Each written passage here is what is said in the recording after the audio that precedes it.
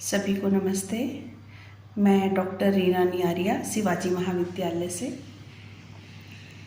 आज यहाँ पर हम दिल्ली विश्वविद्यालय में पीएचडी प्रवेश में होने वाले जो छात्र हैं, पीएचडी में एडमिशन लेने वाले जो छात्र हैं, उनके विषय में बात करेंगे।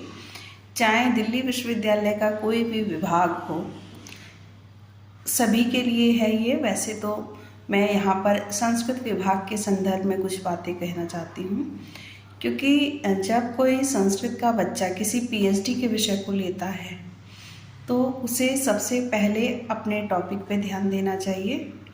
उसको टॉपिक सेलेक्ट करने से पहले जिस भी क्षेत्र में वो रिसर्च करना चाहता है तो उसे फाइंड आउट करना चाहिए कि इस टॉपिक पर या इस विषय पर कितने लोगों ने किस किस विषय से कनेक्ट करके इस पे शोध कार्य कर लिया है।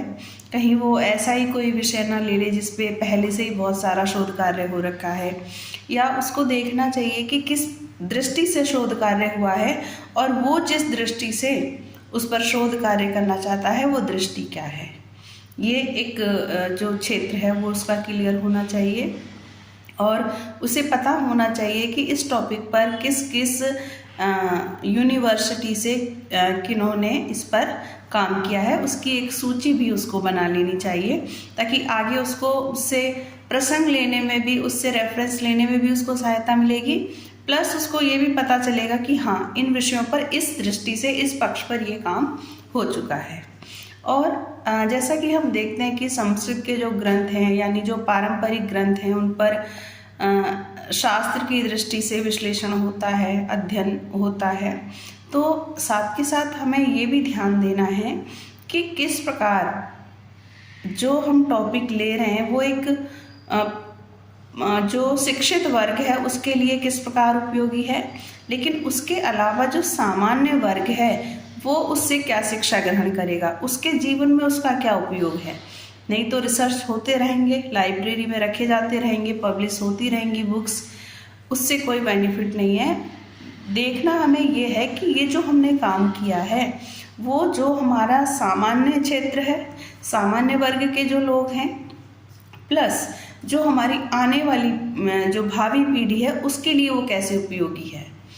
और उस शोध में आप किस प्रकार के समस्याओं के विषय में बात करते हैं और किस किस मान लो आप दार्शनिक दृष्टि से उस पर बात कर रहे हैं, या धार्मिक दृष्टि से बात कर रहे हैं, या आर्थिक दृष्टि से बात कर रहे हैं, तो सभी पक्षों को आपको लेना होगा। और बच्चे को जो छात्र है उसको ये भी देखना होगा कि उसके जो विषय हैं, है ना, जो टॉपिक उसने लिया है उसके से संबंधित कौन कौन सी पत्रिकाएं निकलती हैं। कोई यदि न्यूज़पेपर है तो वो आपको देखने, कोई जर्नल है तो वो आपको देखना है।